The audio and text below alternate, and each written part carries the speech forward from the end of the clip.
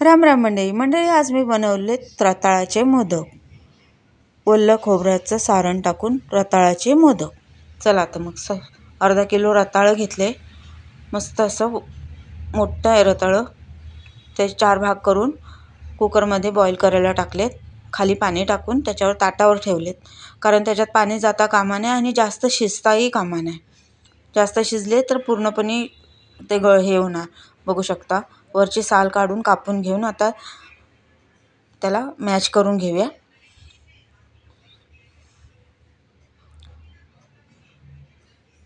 पूर्णपणे त्यातल्या आतल्या गाठी पूर्ण हे झाले पाहिजेत. बघू शकता.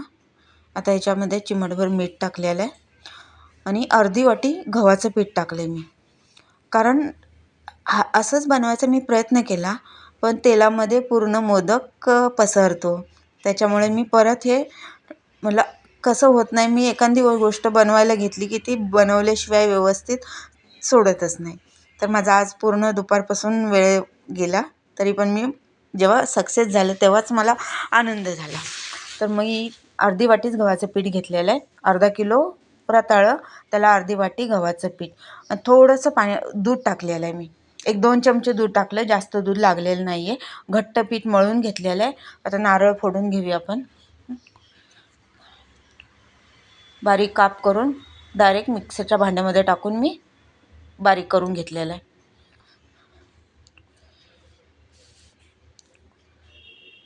फ्राय पॅनमध्ये मी 1 चमचा तूप टाकलेलं आहे. आता तुपावरती अगोदर आपल्याला खोबरं व्यवस्थित जरा स्लो गॅसवरतीच भाजून घ्यायचं आहे. खोबरं भाजून घेतलं की नंतर सारण जेव्हा थंड होतं ना, तेव्हा त्याला पाणी सुटत नाही. त्याच्यामुळे अगोदर खोबऱ्याचा पूर्णपणे ओलापणा आपण सुकवून घ्यायचा. आता याच्यामध्ये मी अर्धा किलो गूळ टाकलेला आहे, कारण अर्धा किलो खोबरं झालंच असेल. मोठा नारळ होता. बघू शकता. ड्रायफ्रूट आणि वेलची पूड टाकलेली आहे. व्यवस्थित मिक्स करून घेऊया. सारण आपलं झालेलं आहे. बघू शकता, पीठही छान भिजलेलं आहे. अर्धा तास गेला त्याला, छान भिजून झालेलं आहे. आता व्यवस्थित मळून याच्या छोट्या छोट्या गोळे बनवून घेऊया. लाटायला पण मला छान वाटलं. मला वाटलं की तुटतील वगैरे काय, पण नाही, व्यवस्थित लाटायला जमलं आणि छान वाटलं लाटायला. थोडंसं पीठ घ्यायचं आणि छान लाटी पण लाटली गेली आणि चपाती पण लाटली गेली आणि सारण भरून व्यवस्थित तळायला पण झालं. खूप छान झाले मोदक. बनवून बघा खरोखर. आणि रताळाचा पौष्टिक पदार्थ आहे, शिवाय खोबरं आहेच त्याच्यामध्ये. थोडंसंच मी फक्त अर्धी वाटी गव्हाचं पीठ वापरलेलं आहे. बघू शकता, मस्त लाटायला मजा येते. आता याच्यामध्ये सारण भरून घेऊया आणि मोदक तयार करून घेऊया.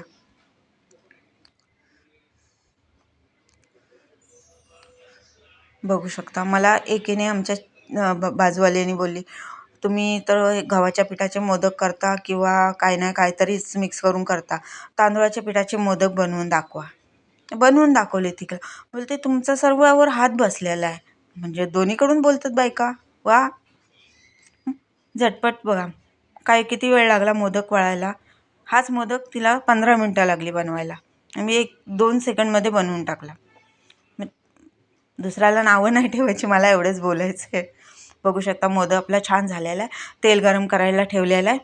आता तेलावरती गरम झाले तेल. आता गॅस मी स्लो ठेवला आहे. पूर्ण मोदक टाकून दे, 1-2 मिनटं स्लोच ठेवूया